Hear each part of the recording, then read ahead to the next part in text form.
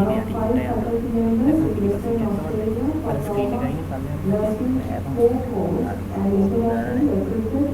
ada masalah ini orang ini kan berarti film lebih tinggi mau kayak kemudian ada lembah di benda dengan gempa state-of-the-art hospital. Clin has also shared her leadership and knowledge experience in nursing and educating in developing nations. So I would like to invite now Ms.Renee to do a presentation on nursing role in trauma and emergency. Over to you, madam.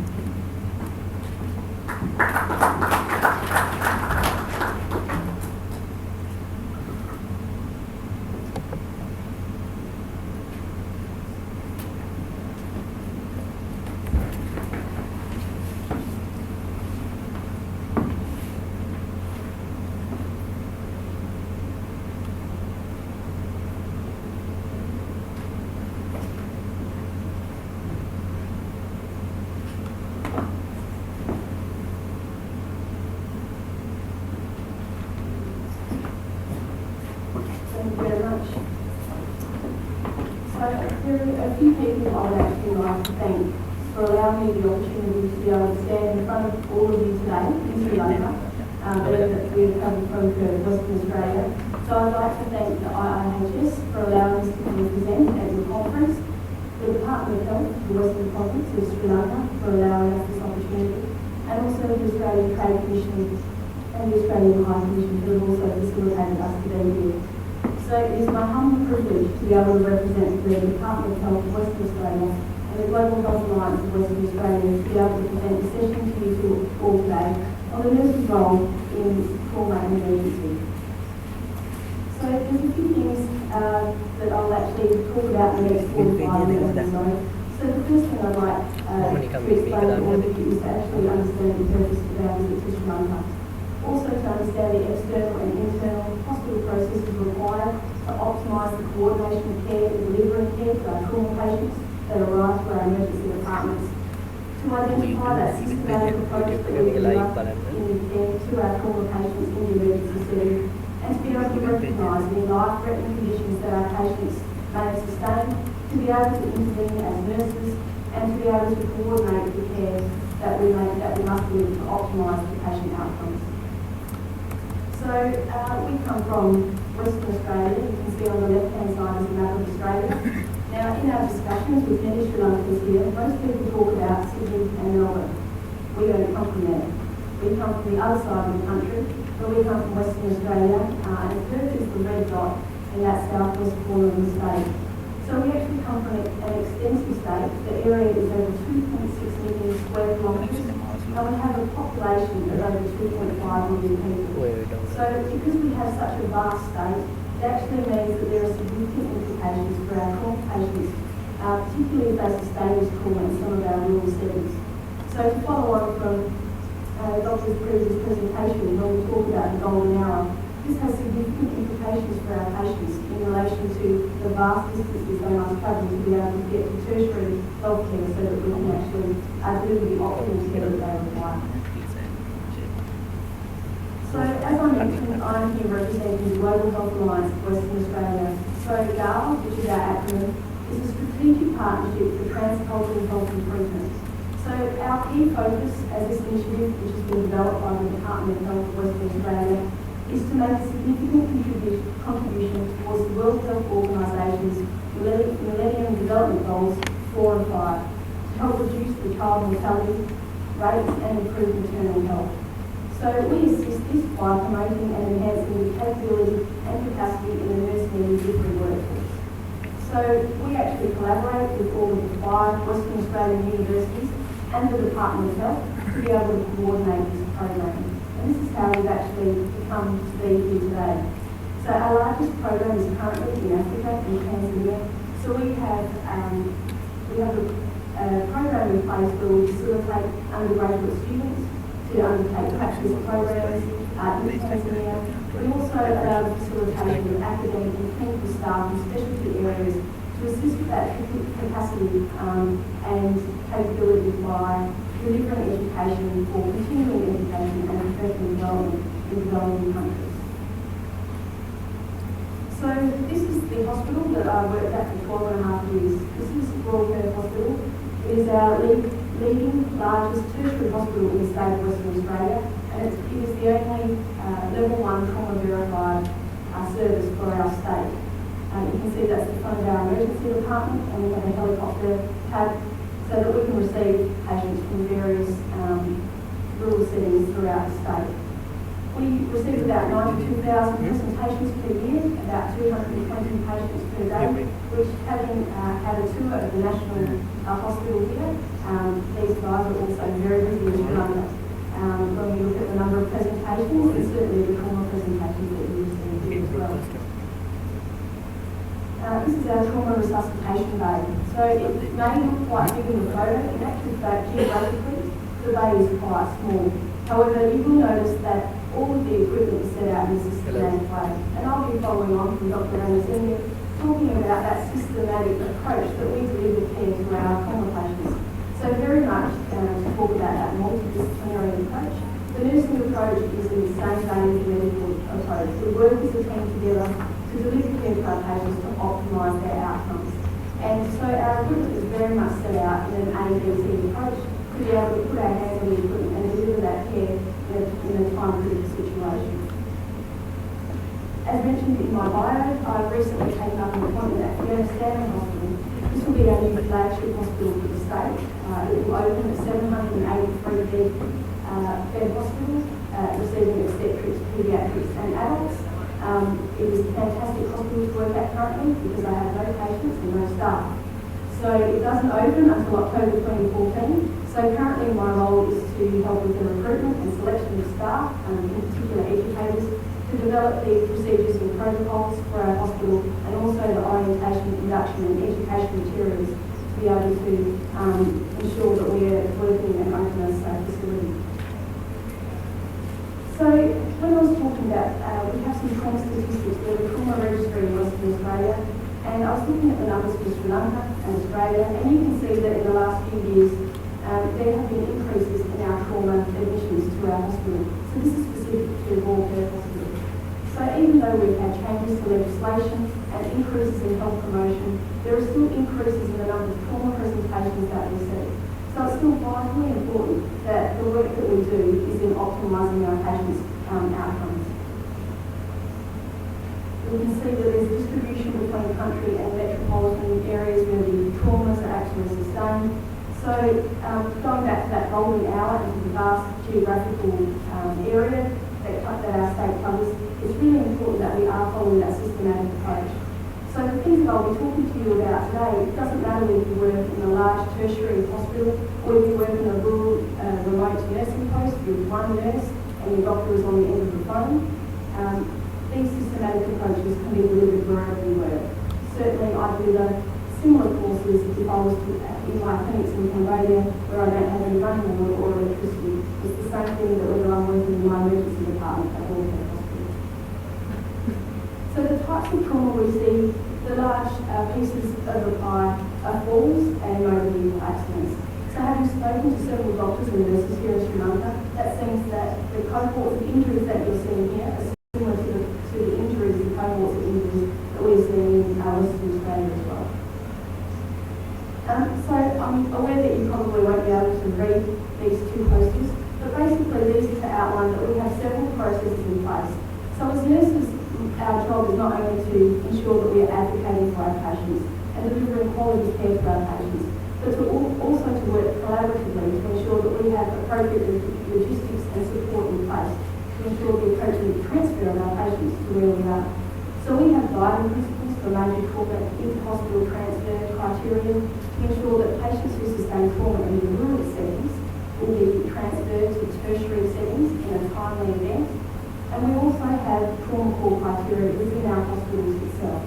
So once we are alerted that a trauma patient is impending, we can, based on the information, so the mechanism of injury and other information that's delivered to us, we can ensure that we have the appropriate human and material resources in readiness for this patient to arrive in our setting. So I've mentioned the multidisciplinary approach. So in our emergency department, we have various set roles. So we're very lucky that we have a significant number of human resources able to deliver care to any one patient as they arrive. So we have set designated roles, however, we will always ensure that we revert back to that systematic approach to ensure that we can identify those life-threatening injuries in a timely fashion and intervene as required. So you can see we will have a team leader, which is a medical role generally, an airway doctor, minor procedures doctors on either side of our patient, and a doctor who will assist with prescribing. And then we have our nursing coordinated roles as well. So as a nursing coordinator, we have a critical care nurse or a nurse that will assist with monitoring, with drugs, with applying the defibrillator if required. We have an airway and breathing nurse, and we also may need to get some assistant nurses in to assist with specific procedures. So we'll now move into how we actually assess these patients. So you'll notice that I'll be using very similar language to what you've just heard, which further emphasises that multidisciplinary approach that we use to deliver care to our trauma patients.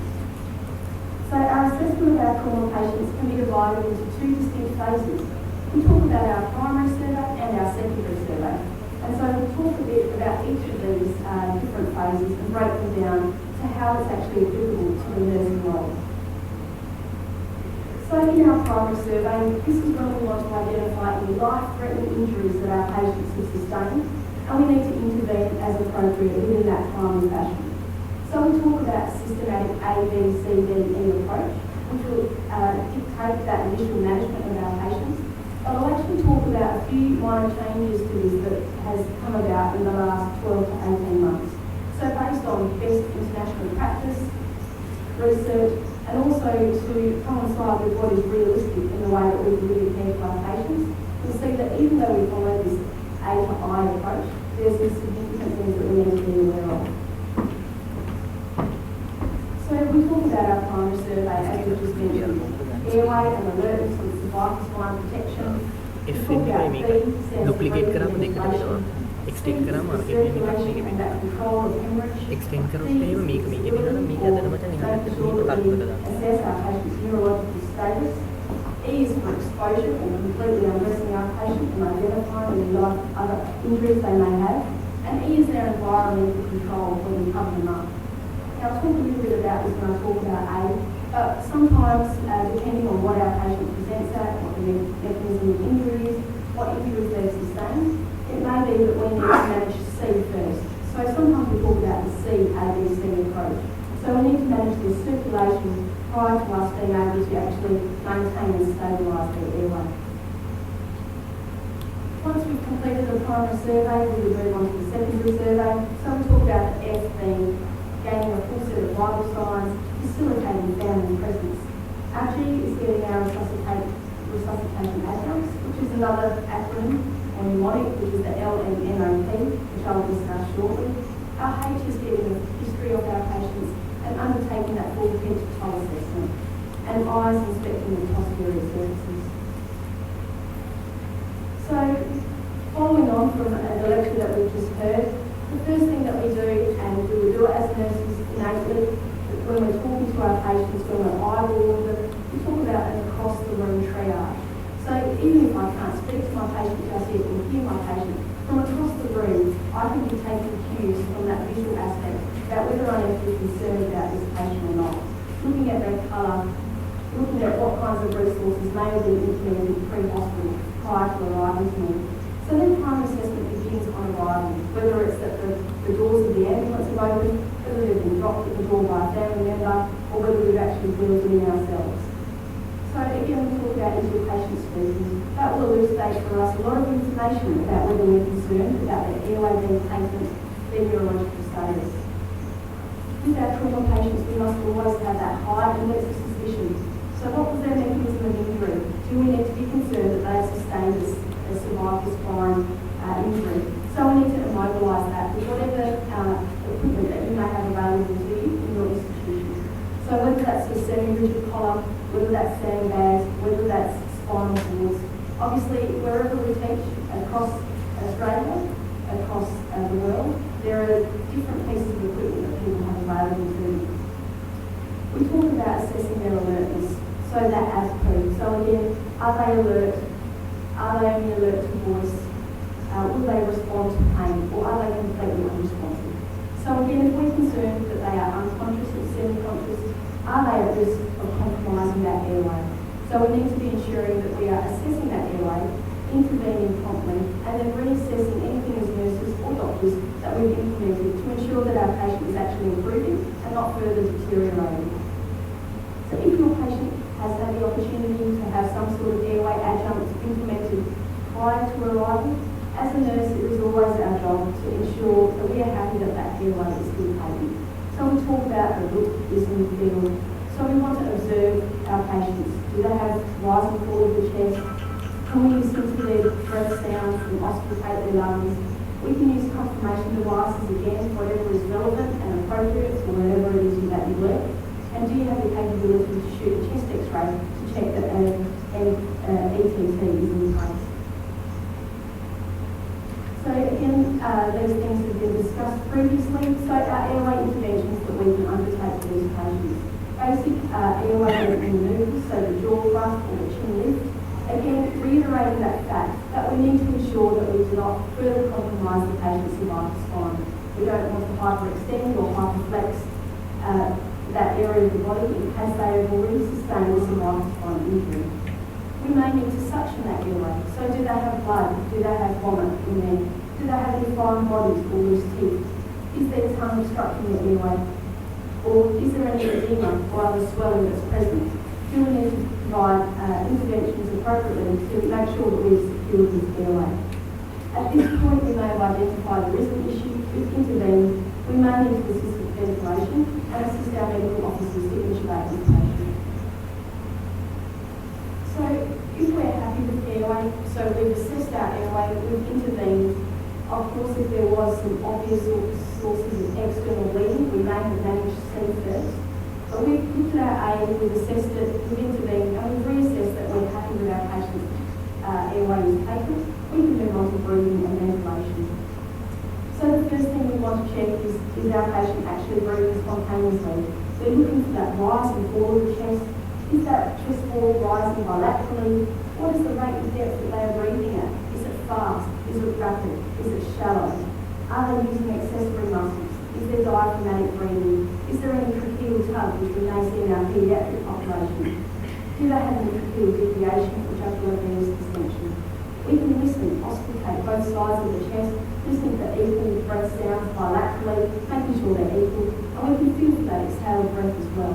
So despite whatever equipment you may have available to you or may not have available to you, we can still adequately assess our patient's ability to breathe and ventilate. Some interventions at this stage that we may need to instigate for our patients is we may need to start high flow oxygen via a non-rebreather mask, ensuring that reservoir bag is completely inflated. We may need to support our patient's ventilation, so using a bag, mask device. We may need to assist with a definitive airway, so we spoke about intubation of our patients. They may require negative decompression if they've had tension in the thorax, such as the x-rays we've seen earlier.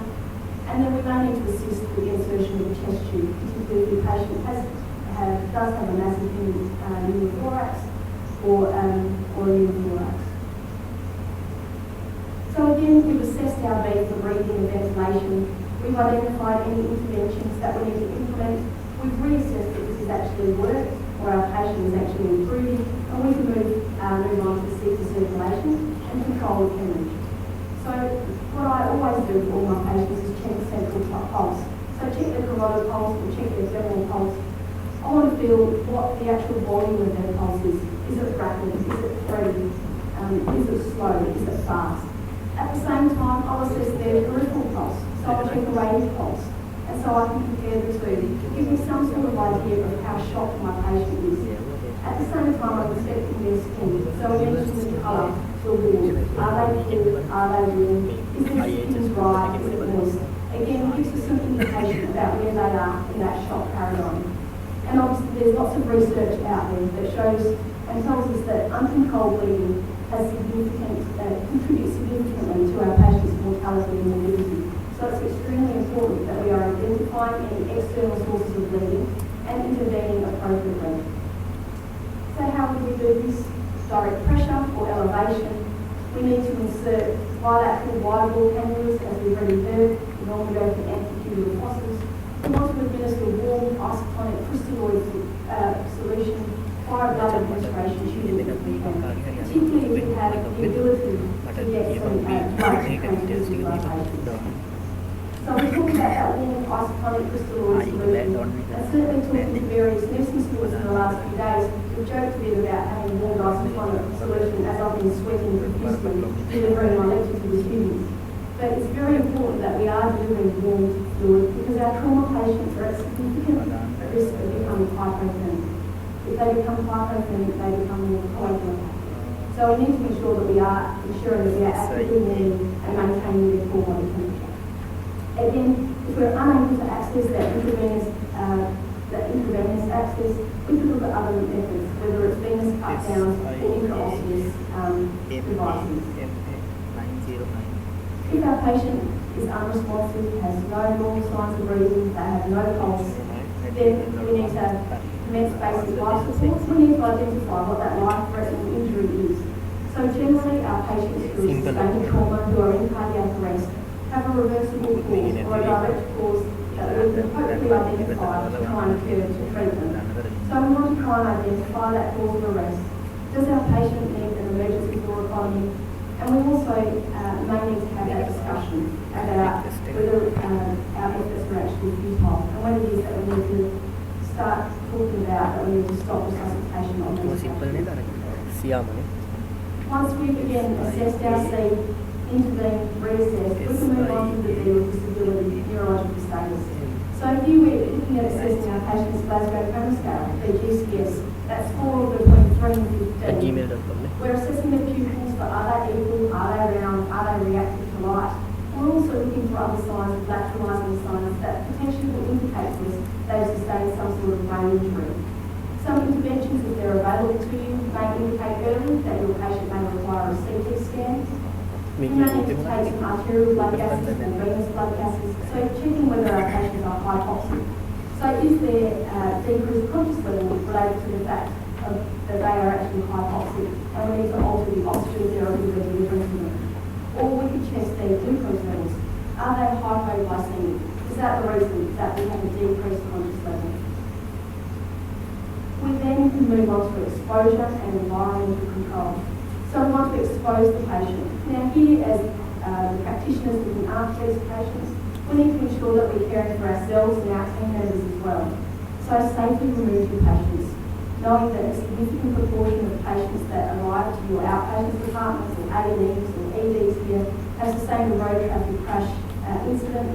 We need to ensure that if there's any glass or other kinds of sharp devices, that our team is actually safe in delivering the care to them. We may need to ensure that we can have decontamination procedures followed to ensure that, again, our team is safe. And we may need to look at some sort of forensic evidence if that is pertinent to the incident as well.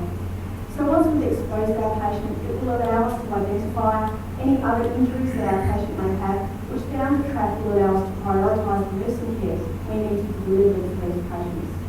Once we've done that, we will then coordinate the environmental control.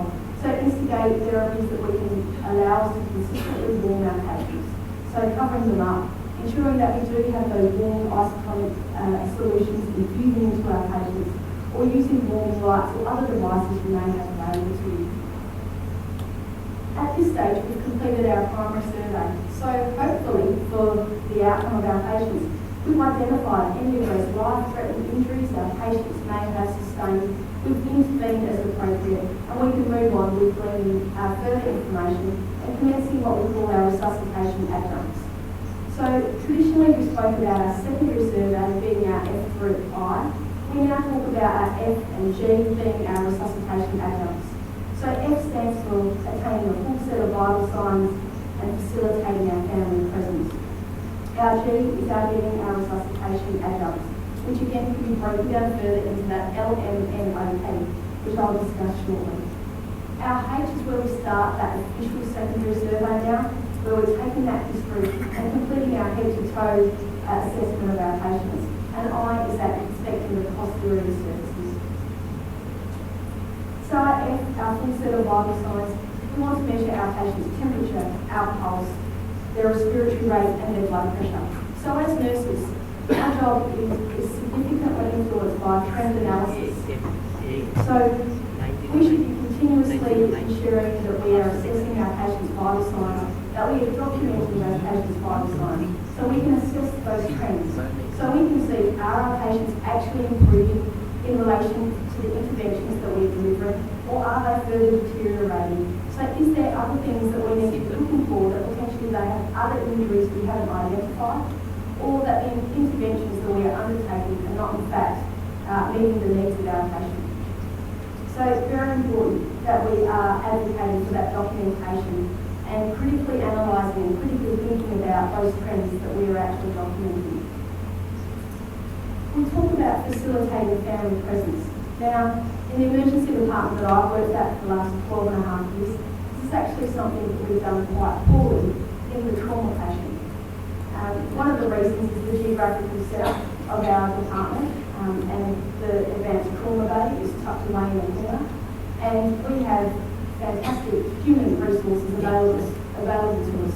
So we can have up to 12 to 15 people who may be called in that trauma response to initially care for our patients. So you all have to fight to actually get into your patient to deliver the care that it is that you need to do and to be able to undertake your job. In saying that, we also fire off x-rays simultaneously as assessing our patients. So there is that risk of exposing our family members to radiation. So we all wear lead. In saying that, any medical presentations that arrive to our emergency department, we do actively facilitate family witness resuscitation. And having followed up with several family members as a clinical nurse specialist for the emergency department, with our head of department, and speaking with them in their grief period, they've always anecdotally thanked us for that opportunity and the privilege to be with their loved ones when we have called them as life extended. So they find that that also helps with their grieving process, and there are several papers that have been produced worldwide to actually assist with that outcome. So then we move on to G, which is getting our resuscitation adjuncts. So another mnemonic, we talk about LMNOT. So L is getting laboratory studies.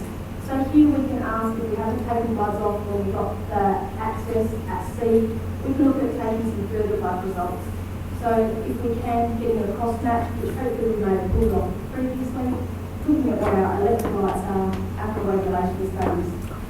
At this stage, we also talk about monitoring our patients' cardiac rhythm and rate, particularly if we're concerned that they've sustained some blunt trauma to their heart, to the pericardium.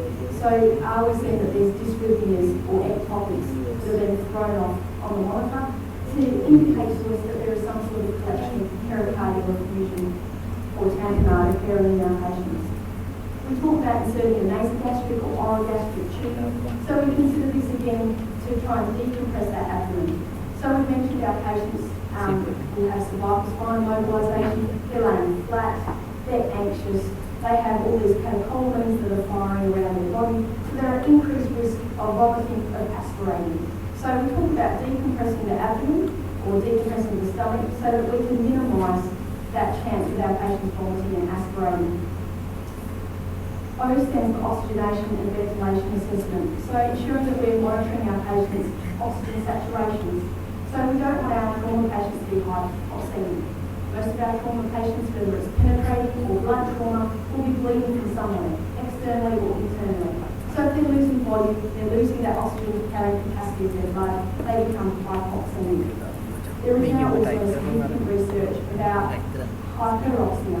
So at this stage, if we have stabilised our patients and we're moving into the secondary assessment, it would be ensuring that we're actually maintaining their oxygen levels between 94 to 98%, so that we're not giving them too much oxygen.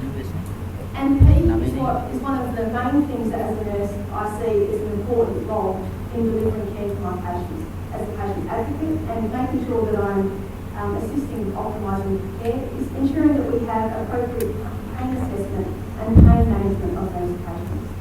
So whether my patient is unconscious, they're intubated, they're conscious, they're alert, they're talking to me, I can still assess what kinds of pain my patient is in. So if they're unconscious, I'm looking for some physiological signs that they may be in pain. Are they grimacing? Are they tearing? Are they becoming more tachycardic? Are they becoming more hypertensive?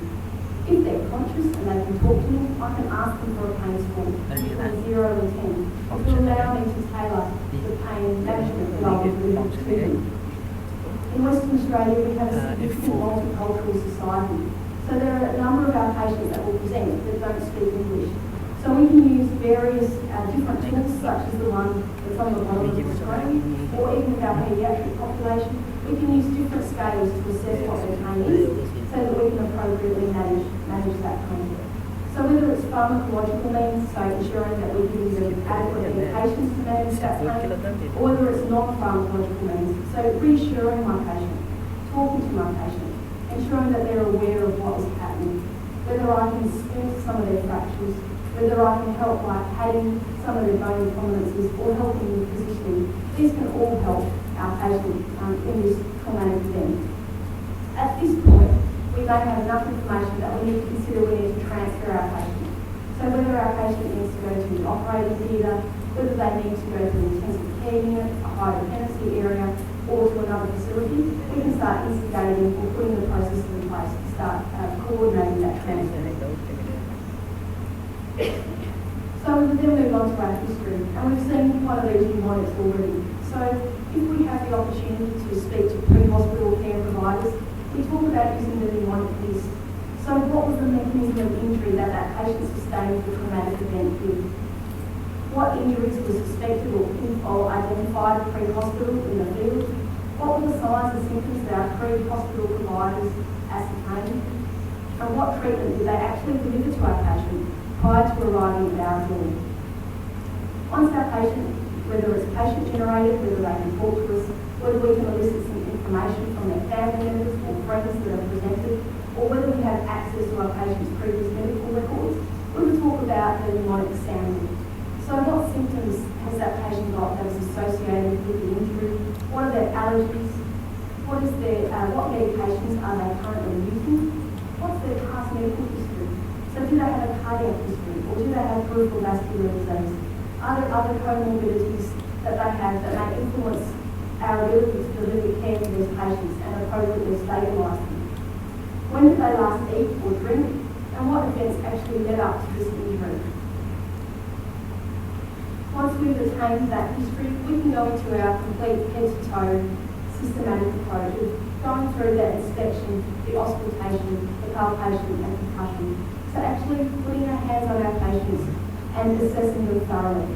So we're looking for any deformities, contusions, abrasions, penetrating injuries, paradoxical movements, burns, tenderness, lacerations, swelling, any kinds of different types of injuries our patients may have in that systematic approach as we travel down to that head-to-toe coordinated manner. We talk about inspecting, auscultating, palpating, and there's concussion in there as well. Although in practice we realise that in a number of our emergency departments and outpatients departments, the noise is so loud that it can significantly impede our ability to actually concuss. So we do need to be aware of this and ensure that we use our other senses to be able to appropriately diagnose or appropriately identify any injuries that our patients may have. Once we've completed our thorough head-to-toe assessment, we can then move on to inspecting our posterior surfaces of our patients. So this is where we elicit a Logroll. So this is where we would need to get our team together. So you would have somebody who's maintaining that cervical spine alignment, somebody who's controlling the head and neck of the patient, and they are the team leader. We all work on their instructions. Then depending on where you work, what the number of resources you have available, as well as whatever protocols or procedures you have in place where you work, will depend on how many people you will use in the body to roll the body of the patient. So the main thing is that we want to be maintaining that cervical spine, that inline stabilisation as we're rolling the patient. Once we've done that, we can inspect and palpate the vertebral column of the patient, the back of their head, their legs. We may need to remove any debris or any retained clothing under there, away from our patient. And we need to have that digital rectal examination administered to assess the skin to tone of our patients. So this is actually outside of my scope of practice, I'm happy to say, as a nurse. So So this would be where I would refer to my medical colleagues to be able to assess the symptom tone of our patients. So as you can imagine, life-threatening injuries may be missed, such as the picture in the slide, by not assessing our patient's back, which essentially comprises the 50% of our body. So at this stage, we have completed that systematic, coordinated A to I approach of our trauma patient. But our job doesn't stop there as nurses. We need to continuously re-evaluate the things that we've implemented to our patients. And I've mentioned trend analysis, so we need to continuously assess our patients. So we may need to ensure that our patients are having x-rays taken. So we don't want to delay resuscitation, but the x-rays may provide us with further guidance for that trauma, particularly if it's involving blunt trauma and we can't see what's going on. We need to ensure that we're continuously re-evaluating our pain relief we've delivered to those patients, delivering good communication and explanation, telling our patients what's happening. We may need to immobilise any fractures that they have, transferring patients off our spinal cord as soon as it's safe to do so. So there is significant research that has been that is out there to tell us that patients can sustain pressure sores from being on our spinal cords for too long. So we need to ensure that we are transferring them off once we have ensured that they are safe to do so. We may need to deliver some wound care, our tetanus prophylaxis for our patients, administering any other medications they may need like IV antibiotics, and then preparing our patients for transfer or admission. Other things that we need to re-evaluate and moves us into that post-resuscitation care is we need to continuously assess our patients with primary survey. So it's that ABCDE approach. We will continuously monitor our patients' vital signs, looking for that trend analysis again.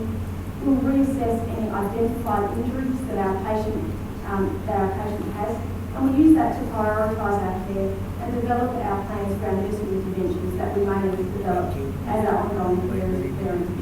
And we need to remember to continuously assess our patient response to any interventions that we implement.